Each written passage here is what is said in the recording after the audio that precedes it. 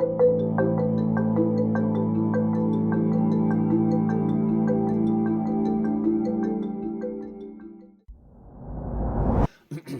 du coup, c'est Mika des artisans du massage. Je suis en plein séminaire de Transformational Breath aujourd'hui. C'est une méthode de respiration plutôt atypique qui, à mon sens, n'est pas reconnue à sa juste valeur. Vraiment, ça n'engage que moi. Paul, si tu veux bien vouloir te présenter. Oui, alors je m'appelle Paul Barrett et je suis senior trainer en Transformational Breath. C'est un séminaire, c'est ce qu'on appelle les fondamentaux en fait. C'est la première formation dans le système qui est Transformational Breath. Et on appelle un système parce qu'en fait ça comprend beaucoup de modalités différentes, mais c'est autour d'un axe central qui est la respiration. Et comme tu as vécu depuis 4 jours, c'est Ouais, une j'ai soufflé, hein. respiration J'ai soufflé. assez costaud. Et c'est une technique de breathwork. Ouais. Donc, on est dans la famille de breathwork Ouais. qui est assez costaud et qui demande beaucoup d'implications. Mais en même temps, on reconnaît que le breathwork en lui-même est maximisé par les apports de différentes modalités. Donc, c'est pour ça qu'on utilise l'apport de Michael Brown, comme on a fait ce matin, ou de Byron Katie, ou d'autres approches. Ouais. On zoome aussi, comme on a fait cet après-midi, sur la gorge, parce qu'on sait que c'est une zone très sensible. Et pour le breathwork en général, je pense que la plupart des techniques de breathwork ne vont pas forcément concentrer sur une zone précise. Mais nous, oui. Et on a toute une cartographie du corps où on identifie les points différents qui correspondent à certaines émotions peut-être, ou certaines zones d'expression ou de réceptivité, etc. Donc on appelle ça un système à cause de ces multiplicités d'impact en fait qu'on apporte. Et c'est pour ça aussi qu'on est un peu connu pour ça. On est une des écoles les plus répandues dans le monde. On est dans 56 pays. On existe depuis 50 ans. On va faire un anniversaire cette année en fait de 50 ans. Et on va faire une grosse fête en Turquie avec la fondatrice qui s'appelle Judith Kravitz, qui l'a fondée donc en 75 en Californie. Et puis en France, c'est relativement récent en fait. Ça fait 10 ans qu'on est installé en France. Donc maintenant, quand on a commencé, on avait pas grand-chose. Par exemple, notre équipe de facilitateurs, en fait, ils venaient d'autres pays. Ils venaient de la Belgique, Suisse, Angleterre, même les États-Unis. On n'avait personne sur place. Mais maintenant, on a des équipes, on a des gens extraordinaires avec lesquels on peut proposer de travailler ensemble. Et on a une communauté maintenant de masseurs, mais nous, on a une communauté de facilitateurs et d'animateurs. On est maintenant à peu près une centaine, je dirais. En France? En France, pour nous, c'est un énorme soulagement et aussi une espèce de plateforme de lancement de ce qu'on va faire dans les 10 prochaines années. Parce on voit les résultats à chaque formation et on est tous amoureux de la technique parce qu'on est souvent touchés par ça. C'est pas uniquement nous, mais on voit les personnes qui font Transformational Breath se transforment devant nos yeux et ils se débarrassent des anciens valises comme ça, avec une certaine facilité, je dirais. Dès le premier jour, oui, par expérience. Oui, par rapport à, disons, des séances de thérapie classiques. Ouais. Donc, on est dans un système qui demande un certain niveau d'implication, je dirais. Il faut faire du travail, quoi. Ouais, On ne travaille pas tout seul, quoi. Voilà, et c'est pour ça que je dirais que c'est pas forcément pour tout le monde. Oui, médicalement, tout le monde peut le faire. Moi, j'ai ma mère qui a 97 ans, je l'ai fait respirer. On peut respirer dès le début de la vie jusqu'à la fin de la vie. Même les personnes, on peut les accompagner vers la mort. Donc c'est une technique qui est très large dans son application, y compris tout ce qui est maladie grave, problèmes cardiaques. Il y a beaucoup d'écoles de breathwork qui disent non à ça à cause des risques médicaux, mais nous, en fait, on est extrêmement ouvert à tout ça parce qu'on sait s'adapter selon les conditions médicales de la personne. Alors ça, je t'ai écouté le dire dans un podcast, et c'est ça dont tu faisais part sur la partie médicale, et c'est aussi ce qui vous différencie d'à peu près toutes les autres De méthodes. toutes les autres méthodes. Ouais. C'est à la fois cette multiplicité d'impact qui nous différencie, le fait qu'on est hyper impliqués, nous, facilitateurs, c'est-à-dire qu'on a, pour 3 participants, on a un facilitateur. Donc l'idée, c'est qu'on est vraiment accompagné, quoi. C'est pas de breathwork dans lequel il y a 150 personnes dans la pièce et qui respirent. On est super accompagné et c'est super précis l'accompagnement parce que les gens sont formés pour. Ouais. Donc c'est une approche qui touche par tous les côtés parce qu'on utilise aussi le son et le mouvement, on utilise l'acupression, on utilise les affirmations. Donc on a cette multiplicité d'impact. On est très très différent que la plupart des techniques de breathwork. Franchement, on mérite d'être beaucoup plus connu. Et moi j'ai vu ça tout de suite quand j'ai travaillé. Je suis allé aux États-Unis pour me faire former parce qu'en France ça n'existait pas. Et j'ai vu tout de suite le potentiel de cette technique. Et après j'ai essayé de l'appliquer même pour les entreprises pour lesquelles j'ai travaillé. Mais il y en a certains qui m'ont fait confiance et qui ont vraiment eu beaucoup de succès grâce à ça parce que ça a ouvert un chemin d'expression beaucoup plus puissant. Donc voilà, on est pour moi, on est sur le début de notre histoire. Nous, on va avoir une rencontre en octobre entre nous, la communauté. Donc, on va être peut-être une trentaine et ça va, j'espère, représenter le centaine qui existe et qu'on va vraiment décider qu'est-ce qu'on veut faire, comment on veut le proposer au monde, quoi. Ouais, exactement, exactement. Et surtout en francophonie. Je me rappelle de ma première question, ça a été qu'est-ce qui fait la différence entre cette méthode et les autres? Tu as répondu à ma question, mais je ne l'avais pas vécu encore. Oui. Là, j'ai ma réponse 4 jours plus tard. C'est-à-dire que j'ai fait d'autres choses dans le breathwork un petit peu. Et clairement, la différence qui est en fait fondamentale et une différence clé, c'est qu'il y a un accompagnement véritable de tous les gens qui facilitent autour. Donc il y a une densité dans l'humain qui t'accompagne, avec une expérience déjà. Et puis toutes les stratégies qui sont utilisées, j'avais presque tendance avant d'arriver à me dire bon c'est juste pour ajouter des trucs pour dire on en fait plus que les autres faire un peu bon ben nous on a tout ça quoi, vous avez quoi que la respiration et en fait non, fait tu as la respiration qui est le sujet principal mais tout ce qui est dit accessoire ou que je pensais accessoire autour en fait c'est très très loin d'être accessoire quoi. Parce que c'est ça qui donne toute la puissance à la respiration. Si tu enlèves ça, bon, tu respires, tu es dans un endroit, qu'il soit en haut ou en bas, et tu reviens et tu sais pas quoi faire de ça. Quoi. En fait, ça donne la définition. Parce qu'en fait, avec le breathwork, nous, on appelle ça une intention. Il faut une intention qui te touche personnellement. Parce que c'est ça qui fait toute la différence.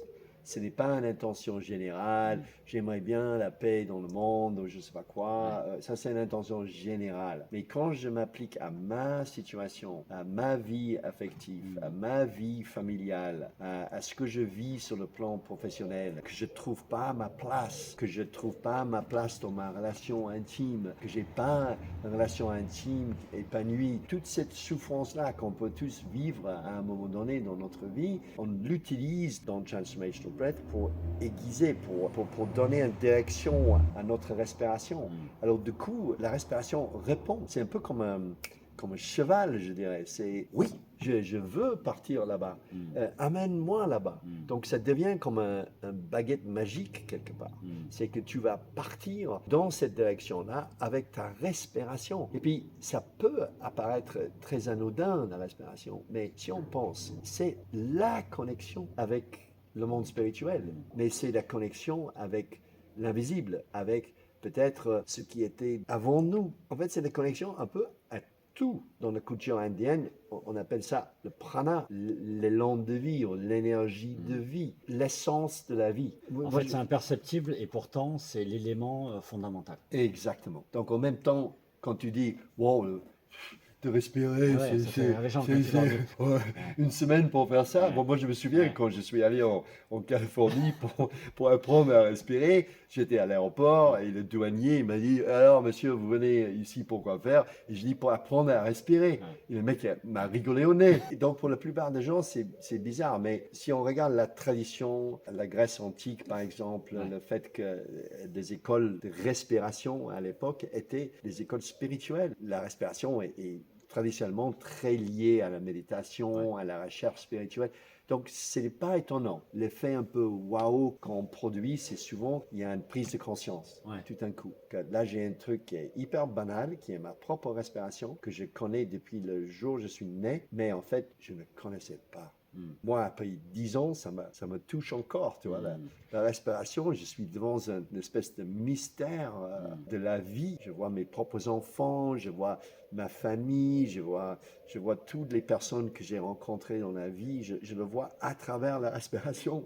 C'est très touchant. Pour que les gens comprennent, c'est pas juste respirer comme on respire en fait 99% du temps, c'est qu'il y a une façon de respirer qu'on nous apprend qui nous amène à l'intérieur de nous-mêmes. C'est ça C'est exactement ça. sujet. On peut pas l'expliquer. Non, c'est difficile à expliquer. C'est ça, parce que les gens veulent des protocoles. Oui. Moi, je suis arrivé, c'est quoi le protocole? Combien on fait 3 séries de ça? Est-ce qu'on retient la respiration? Est-ce que machin? J'arrive avec mes trucs, il me faut un truc sur le corps m'appuyer, quoi. Puis en fait, il y a un truc qui est présenté qui a l'air un peu vague au départ, de il faut respirer comme ça, voilà. Ça nous amène exactement même à l'endroit où on voulait pas aller, quoi. Exactement. Ou à l'endroit où on voulait aller. Donc, c'est la respiration qui nous guide. Une inspiration qui est plutôt ample, une inspiration qui invite l'énergie de vie. Et puis, il y a l'expiration qui est courte et détendue. Et autrement dit, qu'on lâche. C'est cette double dynamique de s'ouvrir et se détendre. S'ouvrir. Donc, c'est vraiment un rythme de la vie. Et en même temps, dans le Transformation Breath, il y a une continuité. C'est-à-dire qu'on le fait sans pause. Donc, il paraît hyper simple sur la surface, mais ça suit les dynamiques naturelles de la vie.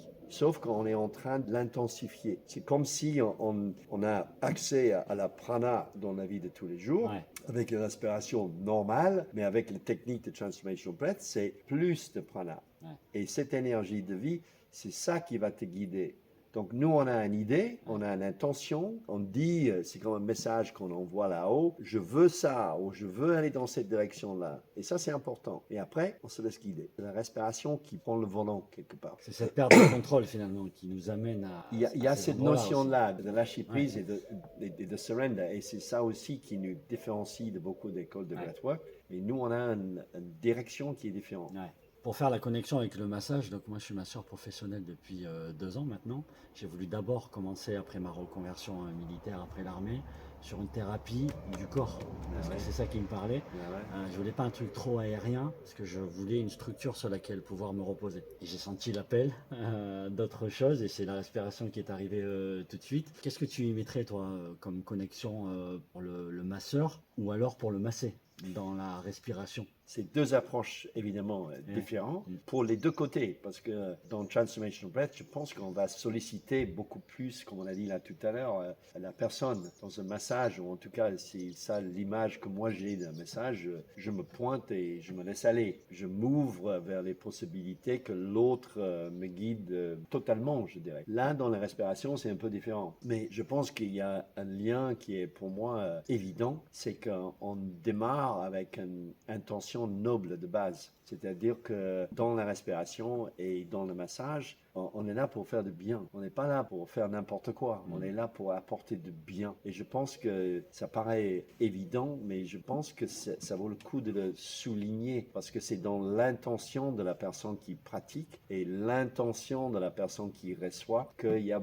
beaucoup de points, des choses à faire et aussi des connexions avec la respiration. Parce que c'est en éveillant cette intention, par exemple, souvent avec le massage, en tout cas que moi j'ai eu, la conversation au préalable, ça tourne souvent autour des bobos. On est sur le corps uniquement. On est sur le corps Les uniquement. blessures ou les tensions. Et pour moi, vous êtes en train de sous-vendre ce que vous faites. C'est ça.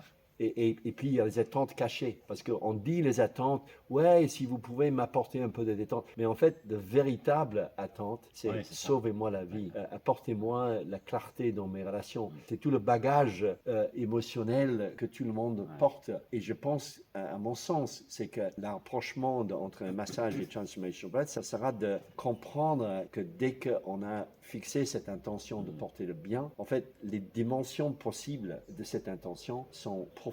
Il y a plein de possibilités. En fait. Dans l'entretien au préalable, et puis moi je dirais que dans l'acte de masser, il y a plein de façons aussi de solliciter davantage la conscience de la personne. Parce que sinon, c'est moi qui donne et toi qui reçois, qui est noble, parce que ça veut dire qu'on apporte quelque chose. Mais moi, en tout cas, je suis beaucoup plus attiré par le fait que quand je te donne à toi, je reçois de toi en même temps. Pour moi, et c'est pour ça que je suis rentré dans le massage, c'est que c'était, avant de connaître la respiration, c'était la seule thérapie que quand tu donnes, tu reçois exactement à la même hauteur.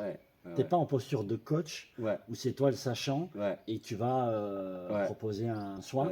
Là, c'est je donne, je reçois et c'est en même temps. Moi, je suis très content d'entendre ça parce que c'est exactement la même dynamique. Donc, je pense qu'il y a plein de rapprochements possibles. Mais c'est une réflexion qu'il faut avoir sur, par exemple, nous, on appuie sur les points, mais on ne va pas forcément masser. Donc, il y a des différences au niveau technique. Mais il y a des points de rencontre, mais il y a également des points de différence, évidemment. C'est un peu à réfléchir sur qu'est-ce qui est le terrain commun entre les deux. Eh bien, je crois que je l'ai trouvé. Mais je crois que c'est la présence. La présence, Et c'est ça le point, tu vois. C'est la présence, parce que c'est un truc que je dis souvent, c'est qu'un bon masseur, c'est d'abord un bon humain. La technique, ça vient quoi. C'est la qualité du toucher. Et la qualité du toucher, elle vient quand c'est OK dedans. Tout à fait. Et aligné là-dedans. Parce que une des principes de la présence, c'est l'alignement. C'est-à-dire que l'alignement physique, mental, émotionnel, ça c'est la première phase de l'alignement. Et après, il faut également essayer de voir si vous pouvez aligner votre esprit là-dedans. C'est-à-dire que ça devient quelque chose qui est sacré. Pour nous, la respiration, c'est sacré. On dépend quelque part de prana. Donc, il y a un mystère, il y a une révérence devant le travail, il y a un respect pour le travail, respect pour la personne qui est en face. Si tu amènes ça au massage, énorme. Pendant une des sessions, j'étais en train de me dire, je suis persuadé que ça va transformer ma façon de masser. Ma façon de toucher et d'être présent, c'est tout à fait une autre chose. Et moi qui a le massage, que je vais commencer par la négative, les massages que j'ai vraiment pas aimé, c'est quand j'étais un morceau de viande et l'autre me touchait. Et que je suis parti pire que quand je suis arrivé. Donc, et c'est exactement ce que tu dis, c'est la qualité de toucher et la qualité de la connexion et la qualité de l'intention. Je trouve que c'est pas pour critiquer le métier, mais je pense qu'il y a de quoi vraiment changer d'axe à tout le métier de massage. Et c'est les masseurs qu'on met dans cette posture-là, parce que c'est pas l'intention fondamentale des gens exactement, qui veulent masser. On les met dans une structure où ils sont obligés de masser. Et ça devient mécanique. Timing avec 10 minutes pour changer une cabine. Et tu ne peux pas être présent, c'est pas possible. Non, c'est pas possible. Donc nous, chez les artisans du massage, d'ailleurs, on est parti dans une orientation où on fait 3 massages par jour. Mais c'est ça. Mais par contre, quand on masse, non seulement on est présent, et en plus, et il ne faut pas l'oublier pour les masseurs, on se fait pas mal, quoi. Parce que sinon, la carrière, elle dure qu'un an, quoi. Moi, je veux venir. Moi, je veux venir être massé par un artisan de massage, parce que ça me va parfaitement. Parce que je ne le trouve pas ailleurs. Et je connais des centres de massage connus. Mais, et c'est vrai que des fois, je suis agréablement surpris par la qualité de présence. Mais c'est assez rare à la fin du compte. Parce que moi, c'est ma passion, la présence. J'ai construit ma vie sur la présence. C'est pour ça que je parle beaucoup de Michael Brown. Processus de la présence, parce que c'est... On va lire le livre. Il faut... je te promets que je le mets à disposition chez les artisans du massage. Je le mets en présentation. Merci, Michael. Je vais en faire la promotion en tant que parfait, parce que je pense que c'est l'outil numéro 1 pour la présence que je connaisse. Il y a peut-être d'autres, mais il parle de la respiration. C'est pour moi le meilleur allié de la présence qui existe actuellement. Ok, on va le faire. Merci infiniment, Paul, pour ce beau cadeau que tu m'as fait. J'aurais pas pu avoir plus beau cadeau cette semaine que cet échange qu'on a eu. Et au plaisir de te recevoir. Moi je vais venir, c'est vrai. Avec grand plaisir. Merci.